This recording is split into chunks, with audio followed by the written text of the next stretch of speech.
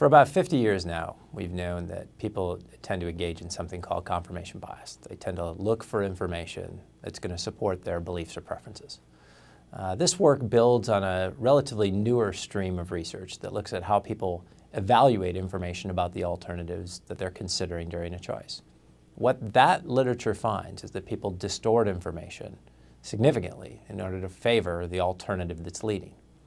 We wondered, is that all they're doing? Are they also maybe doing something to the information about the alternatives that are not leading in their mind? We did a variety of studies including different consumer products, from backpacks to restaurants to even services such as dry cleaners.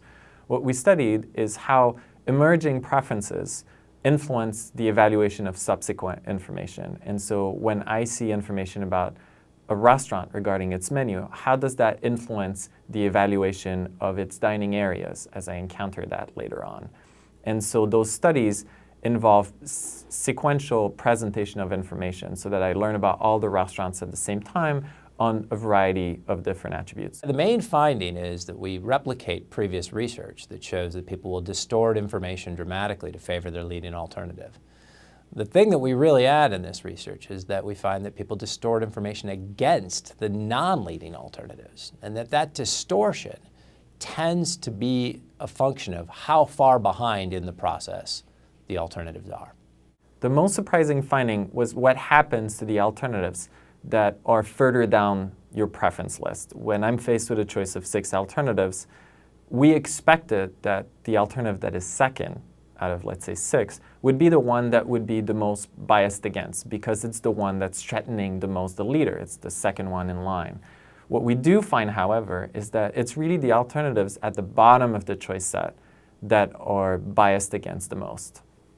Maybe the biggest thing that marketers could take away from this is that it's really important to put your best foot forward and not fall too far behind in the mind of the consumer. You want to make sure that you're not in one of the last places, because those are the alternatives that not only have a lot of ground to recover because they're far behind, but also are the ones that are going to be most likely to have new information about them biased to make them look worse than they are. So you want to be as close to the front of the pack as possible. There's a lot of brand managers or contexts where you're faced with multiple competitors.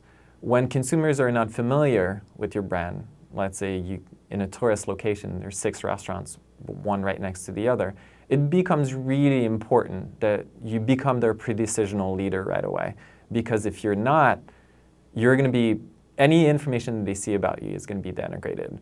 What's perhaps most surprising and most important to consider here is that if you're going to be second place, if consistently you're going to be second place, you want to make sure that there are other bad alternatives that kind of hang around because you want them to be denigrated against, not you.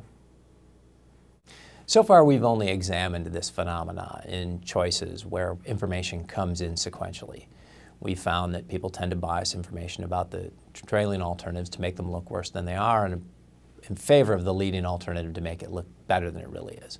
What we'd like to see now is if that tendency to bias information against non-leading alternatives might help explain other sorts of choice phenomena, the kinds of phenomena that lead people to be extremely confident in their choice. In all our studies, we've looked largely at consumer products or services, but there is also a long history of studying distortion in other business domains, for instance, including how accountants make decisions.